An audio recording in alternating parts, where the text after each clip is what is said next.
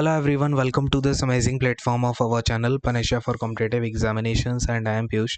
तो इस particular session में हम बात करेंगे जो आपका एसएससी एमटीएस का भी नोटिफिकेशन आया है। ये 2023 में नोटिफिकेशन आया है बट एक्चुअली ये 2022 वाली वैकेंसी है और इन द ईयर एंड आपको 2023 वाली वैकेंसी भी देखने को मिलेगी। ठीक है, तो अब देखेंगे यहाँ पे कहाँ पे कितनी वैकेंसीज़ है, वैकेंसीज़ का ब्रेकअप क्या है, एग्ज़ाम की डेट आपको यहाँ पे दे ही रखी है कि शेड्यूल जो है वो आपका अप्रैल 2023 में है। इसके अलावा जो एग्ज़ाम का पैटर्न ना पूरा चेंज हो चुका है। यहाँ पे कौन से किन सब्जेक्ट पे आपका जो है मेरिट किन सब्जेक्ट के बेसिस पे बनेगी, कहाँ पे नेगेटिव मार्किंग है, कहाँ पे नहीं है, डिस्क्रिप्टिव आपका ख़त्म हो चुका है, पीईटी पीएसटी किस दिन होगा, सेम डे होगा या किस दिन होगा। तो ये सारे बहुत सारे चेंजेस हैं और सेशन 1 सेशन 2 इंट्रोड्यूस किए गए हैं, तो उनमें क्या चीज़ें हैं उन सब पे बात करेंगे और आपको बहुत ध्यान से सुनना है। ठीक है, अगर आपको एमटीएस क्वालिफाई करना है सबसे पहले आपको यही पता होना चाहिए कि उसमें एग्ज़ाम में पूछने अब क्या क्या वाले हैं, किस तरीके के चेंजेस हुए हैं। ठीक है, तो सबसे पहले एग्जामिनेशन फॉर्म फिलअप आप 18 से कर पाओगे यानी कि आज से ही, और ये आप लास्ट डेट जो है 17 ऑफ फरवरी है। इसके अलावा आपका एग्जामिनेशन अप्रैल 2023 में होगा। ये सारी बातें तो ठीक है। वैकेंसीज़ आप देखो यहाँ पे 10,880 एमटीएस की है, हवलदार की 529 है और अपडेटेड वैकेंसी आपको जल्दी ही मिल जाएगी। ये टेंटेटिव है यानी कि वही बात है, अभी हो सकता है कि आपकी अप्रॉक्स 15,000 तक जाए। ठीक है, 15,000 प्लस जाने की संभावना है अभी, बट फिलहाल इन्होंने 11,000 के लमसम दिए हैं। अगर आप इनको ऐड करोगे तो वही पहुंचेगा ये आपका कितना, 11,300-400 के लगभग। तो इतने के लमसम जो है आपकी वैकेंसीज़ हैं एंड अभी इनका डिटेल्ड मतलब कहाँ पे कौन सी वैकेंसी है कौन से रीजन में, तो वो सारी आपको एनेक्चर 18th में दी हुई है, तो उस पर अभी चलेंगे। फिलहाल तो बात करते हैं रिजर्वेशंस आपके जैसे भी एसएससी में होते रहे वही है, तो टाइम वेस्ट नहीं करेंगे, फटाफट से जो काम की चीज़ें हैं वो देखते हैं। एज लिमिट देखो आपका 1 जनवरी 2023 से ली जा रही है 18 to 25 ईयर्स, अगर आप एमटीएस के लिए अप्लाई कर रहे हो और हवलदार इन सीबीएन के लिए कर रहे हो। ठीक है, वहीं एमटीएस में कुछ वैकेंसीज होती हैं जहाँ पे 18 to 27 ईयर मांगते हैं, वो वाली वैकेंसी प्लस हवलदार इन सीबीआईसी, ये है आपका 18 to 27 वाला। ठीक है, देख लेना 1 जनवरी 2023 पे या 2023 पे कितने लोग जो है 18 से 25 साल के और 18 से 27 साल के हो। ठीक है, तो ये कहानी हो गई। इसके अलावा जो भी आपका एज रिलैक्सेशन मिलता है वो तो उसके अकॉर्डिंग ही होगा, जिसका जो भी मिलता रहा है ऑलरेडी उसमें कोई चेंजेस है नहीं। हाँ, एसेंशियल एजुकेशनल क्वालिफिकेशन वही है कि आपका 10th पास हो जाना चाहिए ना, तो आई गेस सबका ही हो गया होगा। ग्रेजुएशन भी बहुत सारे लोगों ने कर ही लिया होगा, तो ये है। एंड एप्लीकेशन फ़ी 100 रुपीज़ ही है। एग्जामिनेशन के पैटर्न पे आते हैं यार फटाफट से, ठीक है, क्योंकि वही अभी मोस्ट इम्पॉर्टेंट है। ये देखो स्कीम ऑफ एग्जामिनेशन कैसा होगा, तो ये जो है आपका एक कंप्यूटर बेस्ड एग्जामिनेशन होगा और उसके साथ आपका पीईटी या फिर पीएसटी जिसको बोलते हैं फिजिकल स्टैंडर्ड टेस्ट, या ये होता है आपका हवलदार के लिए। एमटीएस के लिए सिर्फ आपका कंप्यूटर बेस्ड एग्जामिनेशन होता है। ठीक है, ये बात याद रखिएगा। अब एग्जामिनेशन जो है आपका वो हिंदी इंग्लिश और साथ में 13 रीजनल जो लैंग्वेजेस होती हैं इनमें होगा, यानी कि आपका ये लैंग्वेजेस लिखी हैं असमी बंगाली, आप इन लैंग्वेजेस में भी जो है अपना एग्ज़ाम दे पाओगे, अटेम्प्ट कर पाओगे, है ना, इंग्लिश लैंग्वेज को छोड़ के। Because English language and comprehension का पेपर तो इंग्लिश लैंग्वेज में ही आएगा ना। अब देखो यहाँ से हमें बात को थोड़ा सा अच्छे से समझना है कि क्या क्या चीज़ें हो रही हैं। कहाँ गया मेरा पेन, देखो यहाँ पे आपके 2 सेशन में एग्ज़ाम होगा, यानी कि सेशन 1 सेशन 2। इसका मतलब ये नहीं है कि आपको बीच में टाइम गैप मिलेगा, कुछ नहीं मिलेगा। पहले 45 मिनट का स्लॉट आएगा, जैसे ही ख़त्म हो जाएगा पट से आपका सेकंड वाला स्लॉट चालू हो जाएगा 45 मिनट का। तो पहले वाले स्लॉट में क्या है, numerical and mathematical ability 20 question 60 marks, यानी कि एक क्वेश्चन 3 नंबर का होने वाला है, ये बात क्लियर।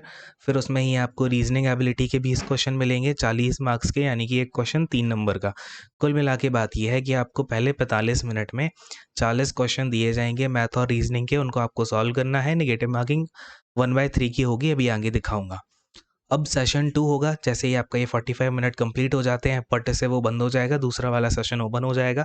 इसमें आपका जनरल अवेयरनेस होगा 25 क्वेश्चन 75 मार्क्स के, जनरल इंग्लिश लैंग्वेज और कॉम्प्रीहेंशन 25 क्वेश्चन 75 मार्क्स के। ठीक है, यानी कि एक क्वेश्चन 3 मार्क्स का यहाँ भी है। लेकिन इस सेशन 2 की इंपॉर्टेंस क्या है वो आपको मैं अभी दिखाता हूँ। अभी अपने को ये क्लैरिफाई हो गया ना सेशन 1 सेशन 2 में कौन कौन से सब्जेक्ट हैं, यानी कि ये 45 मिनट में आपको ये 50 क्वेश्चन आपके सामने आएंगे, इनको करना है। अब देखो अब इस ऑब्जेक्टिव में ये आपको ये सारी चीज़ें पता ही है कि सेशन 1 सेशन 2 आपका क्या आएगा, regional language plus Hindi plus English में आएगा, इंग्लिश लैंग्वेज वाले क्वेश्चन को छोड़ के। अब ये देखो, there is no negative marking in session 1। Session 1 में कोई भी नेगेटिव मार्किंग नहीं है, यानी कि मैथ में आप कोई भी क्वेश्चन गलत कर दोगे आपका कोई भी नंबर नहीं कटेगा, रीजनिंग में गलत कर दोगे कोई भी नंबर नहीं कटेगा। लेकिन आपने जनरल अवेयरनेस और इंग्लिश में गलत कर दिया तो आपका 1 नंबर नेगेटिव मार्किंग में जाएगा, यानी कि 3 नंबर मिल रहे हैं तो 1 नंबर जा भी रहा है, ठीक है। 3 नंबर पॉजिटिव आंसर के लिए मिलेगा, नेगेटिव आंसर के लिए नेगेटिव का 1 मिलेगा। बात की गहराई को समझ पाए, यानी कि नेगेटिव मार्किंग हो गई 1/3 की। जो बच्चों से सबसे ज़्यादा गलतियाँ होती हैं जनरल अवेयरनेस और इंग्लिश में, वहीं पे है आपकी नेगेटिव मार्किंग, तो ये आपको संभल के करना है। तो जनरल अवेयरनेस का इंपॉर्टेंस अब बिल्कुल धुआंधार तरीके से बढ़ रहा है एसएससी में। हाँ, तो सेशन 2 आपके लिए बहुत ज़्यादा इंपॉर्टेंस लेके आएगा। तो अब आगे आते हैं, यानी कि आपका जो जीके पेन-एशे सीरीज़ है वो अब आपको फॉलो करनी ही पड़ेगी। आगे आते हैं, marks scored by the computer based examination, यानी कि मल्टीपल आपका शिफ्ट में होगा एग्ज़ाम। तो वही बात है कि भैया नॉर्मलाइजेशन तो होगा ही होगा, उसे हम टाल नहीं सकते हैं, ठीक है, क्योंकि एक ही एग्ज़ाम होने का है। टेंटेटिव आंसर कीज़ आपको मिल जाएंगी वेबसाइट पे, ठीक है। ये तो ठीक है, वही पुराना वाला पॉइंट है, इसमें कुछ खास नहीं है। फिलहाल जो इंपॉर्टेंट बात थी वो आप समझ गए कि भैया किससे क्या आपका नेगेटिव मार्किंग कहाँ पे है कहाँ पे नहीं है।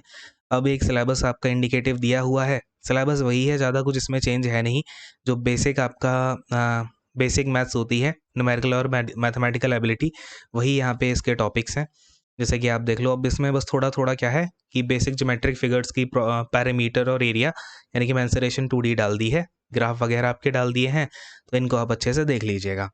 रीजनिंग एबिलिटी का वही सिलेबस है, कोई चेंजमेंट नहीं है। तो आपको बैंकिंग वाली पे नहीं जाना है, जो एसएससी अभी कराएगा ना वही वाले करने हैं ओनली। अब दूसरी चीज़ यहाँ पे देखो, जनरल अवेयरनेस में ना इतना खुल के पहले नहीं दिया जाता था, यानी कि सिलेबस में ना इतना डिटेल्ड नहीं रहता था कि हम सिर्फ यही पूछेंगे। तो इन्होंने इस बार लिख के दिया है कि broad coverage of the test will be on social studies. Social studies पे ज़्यादा से ज़्यादा क्वेश्चन आएंगे, history, geography, art and culture, civics and economics, ठीक है। सिविक्स बोलते हैं उसको, जो आपका ये होता है पॉलिटी वाला सब्जेक्ट, ठीक है। बेसिकली ये पॉलिटिकल साइंस को हम सिविक्स बोलते हैं। तो आप समझ लो कि भैया सिविक्स में हमारी बात होती है फंडामेंटल राइट की, फंडामेंटल ड्यूटीज़ की, इनमें डिटेल में बात होती है, डेप्थ में बात होती है। ये क्लास 10th तक की एनसीईआरटी में सिविक्स चलती है, ठीक है। वहाँ पे बेसिकली पॉलिटिकल साइंस सब्जेक्ट होता है सिविक्स का। तो यानी कि कहीं ना कहीं एनसीईआरटी से ही अब आपको सिलेबस आने वाला है, history, geography, art and culture, economics वगैरह का, ठीक है। तो ये अब आपको बहुत अच्छे से करना है। General science and environmental studies 10th standard तक की आएगी, इन्होंने यहाँ पे दे दिया है। और ऑलरेडी इनमें से मोस्ट ऑफ द चीज़ें हमने, जो अपनी जीके वाली बुक है, कौन सी वाली बुक है भैया, गोल्डन बुक, ठीक है। तो गोल्डन बुक में हमने ये सारी चीज़ें कवर करके दी हुई हैं, वो इंग्लिश लैंग्वेज में है। उसके बारे में इन्फॉर्मेशन आप पीछे की वीडियोस में जाके लेना। हाँ, इंग्लिश लैंग्वेज में वही है, कोई चेंजमेंट नहीं है। तो जीके के सिलेबस में ना काफ़ी यहाँ पे चीज़ें हैं जो वो इंडिकेट कर रहा है आपसे एग्जामिनर भी, यानी कि जो एसएससी है, कि भैया आपको अब एनसीईआरटी पे ज़्यादा ध्यान देना है। तो अभी से आप कहीं ना कहीं इन चीज़ों को एनसीईआरटी के बेसिस पे लेके चलना, बिकॉज इस पर्टिकुलर पेपर में आपको चीज़ें देखने को मिलेंगी एनसीईआरटी वाली, ठीक है, पहले ही बता रहा हूँ। चलो अब आगे आते हैं, पीईटी का देख लो भी। पीईटी में क्या होगा, पीईटी पीएसटी में पीईटी वाला वॉकिंग है, मेल्स के लिए 1.6 किलोमीटर, ये आपको 15 मिनट में चलना है, और फीमेल को 1 किलोमीटर 20 मिनट्स में चलना है, तो ये ईजिली हो ही जाता है। और पीएसटी में आपका हाइट देख लो, 157.5 सेंटीमीटर है, और चेस्ट आपका 81 एक्सपेंडेड होनी चाहिए 5 सेंटीमीटर, वही है, इसमें तो कुछ चेंजमेंट है नहीं। सेम फीमेल के केस में है ना, इनका वेट जो है 48 केजीज मांगा हुआ है। और क्या कहानी है, ठीक है। पीईटी पीएसटी, अच्छा ये देखो, पीईटी पीएसटी आपका सीबीआईसी या सीबीएन जो भी अपना सेंटर फाइनलाइज करेगा ना वहीं पे होगा। तो ये चीज़ है इसमें, आई गेस ये भी पिछले बार के नोटिफिकेशन में था, इस बार कोई चेंजमेंट नहीं है। और इसके बाद डीवी वगैरह होगा, तो इस इन सब चीज़ों में कोई चेंजमेंट आ नहीं रहा है। और अब कुछ और इम्पॉर्टेंट पॉइंट्स हैं जो कि आपको यहाँ पे देखने हैं, जैसे कि अपना ये देखो, मोड ऑफ सिलेक्शन वाली चीज़। मोड ऑफ सिलेक्शन क्या है आपका, जो सेशन 1 है सेशन 2 है, ये दोनों आपको अटेम्प्ट करने ही हैं। दूसरी बात ये है कि सेशन 1 आपका पहले एवेल्यूएट किया जाएगा। सेशन 2 तभी एवेल्यूएट करेंगे जब आप सेशन 1 वाले को क्या करोगे, क्वालिफाई कर पाओगे। ठीक है, तो ये बात याद रखिए कि भैया सेशन 1 में अगर उसको बस ये क्वालिफाइंग नेचर का रख दिया तो उसका कोई मतलब नहीं रह गया, मतलब है। ठीक है, आपको मिनिमम क्वालिफाइंग मार्क्स सेशन 1 में लाने ही पड़ेंगे। ठीक है, तो ये चीज़ है, अगर आप क्वालिफाई करोगे सेशन 1 तभी आप सेशन 2 में आओगे। तो आगे क्या है भाई, पीटी पीएसटी होगा, ये कहानी ठीक है। 2 एजेस के हिसाब से आपकी कट ऑफ बनेगी, ये भी बात ठीक है। अब देखो, for the post of MTS candidates will be shortlisted on the basis of their performance in session 2 of CBE. यानी कि आपने सेशन 2 में जो भी परफॉर्म किया है ना, उसके हिसाब से ही आपकी क्या बनने वाली है, मेरिट लिस्ट बनेगी। ठीक है, तो आप समझे कि सेशन 1 बस क्वालिफाइंग नेचर का रह गया, इसका कोई इतना वैल्यू रह नहीं गया कि आगे हमें उसके मार्क्स ऐड होंगे नहीं होंगे। बस सेशन 2 में आपके जो भी मार्क्स होंगे ना, उसके हिसाब से जो है एमटीएस के लिए बुलाया जाएगा। ठीक, जो भी उसकी मेरिट लिस्ट बन के आएगी एमटीएस की, उनको इसके अकॉर्डिंग बुलाया जाएगा। ठीक, आई गेस ये चीज़ बहुत इंपॉर्टेंट है, इसको याद रखिएगा। तो सेशन 2 में अच्छे से ध्यान दो, बुक्स वुक्स पढ़ो। ठीक है, और जितना ज़्यादा हो सके रेलेवेंट होकर के चीज़ों को पढ़ना, बिकॉज अभी यूट्यूब पे ना हज़ारों वीडियो आने वाली हैं इधर उधर की, उनसे कुछ नहीं आना जाना। और ठीक है, तो ये सब मेरी बात समझ पाओगे। बड़े भाई वाली सलाह है, खुद से नोटिफिकेशंस को पढ़ा करो, सिलेबस को देखा करो। ठीक, एक ये इम्पोर्टेंट पॉइंट था। अब तो और कुछ खास है नहीं। ठीक है, और सब पिछले बार जैसी ही चीज़ें हैं। हाँ, ये देखो, for the post of MTS based on performance in session 2 candidate will be considered for final merit list. ठीक है, यहाँ पे इन्होंने ये भी दे दिया। तो बस यही है यार। और for the post of havildar based on the performance in session 2, session 2 में क्या था, देखो जीए था प्लस इंग्लिश था। तो आपका जनरल अवेयरनेस प्लस इंग्लिश के बेसिस पे ही आपकी सारी की सारी फाइनल जो लिस्ट है वो प्रिपेयर की जाएगी, और आपको लोकेशन वगैरह जो भी है वो सब उसके अकॉर्डिंग ही मिलनी है। ठीक है, और इसमें कुछ ज़्यादा कहानी है नहीं। अब मैं आपको एनेक्चर 18 पे लेके चलता हूँ, जिससे कि आपको वैकेंसी वाली टेबल दिख जाए, है ना। कहाँ गया, ये कौन सा वाला है, ये है अपना 20। एक सेकंड रुको यार, ये मैं ना पॉज करके आपको लेके जाता हूँ डायरेक्ट। तो चलो भैया, देखो ये है आपका डिटेल ऑफ वैकेंसीज। एक काम करो ना आप, ये नोटिफिकेशन आपको एसएससी की साइट से मिल जाएगी।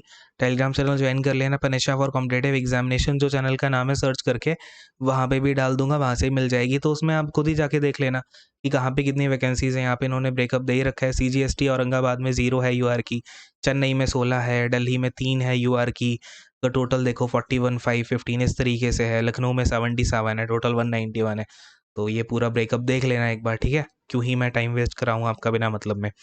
ठीक है, तो खुद से ही सारी चीज़ें आप देख सकते हो। और एक बार ना याद रखो हमेशा एक चीज़, नोटिफिकेशन कोई भी आती है आपको खुद से पढ़नी है। उनमें से 40 पेज होते हैं जो पढ़ने लायक हैं। आपको कोई भी अगर लग रहा है ना कि इस एग्ज़ाम का पैटर्न चेंज हुआ है, नई नोटिफिकेशन आई है, तो उसकी नोटिफिकेशन खुद से ही पढ़ो। हालांकि मैंने सारे पॉइंट्स आपको बता दिए, लेकिन खुद से पढ़ोगे तो और आपको चीज़ें आपके माइंड में रहेंगी, है ना। अगर नोटिफिकेशन नहीं पढ़ पा रहे हो यार, तो क्या ही पढ़ाई करोगे, है ना। खुद से भी सोचो। तो एंड करता हूँ फिलहाल इस सेशन को। बड़े भाई वाली बातें बोलता हूँ तो हो सकता है कुछ बच्चों को बुरी लगती हो, बट देखो सच सच ही है ना। तो उसका कुछ कर नहीं सकते। तो एंड करता हूँ इस सेशन को। Thank you so much, God bless you all, take care and bye bye.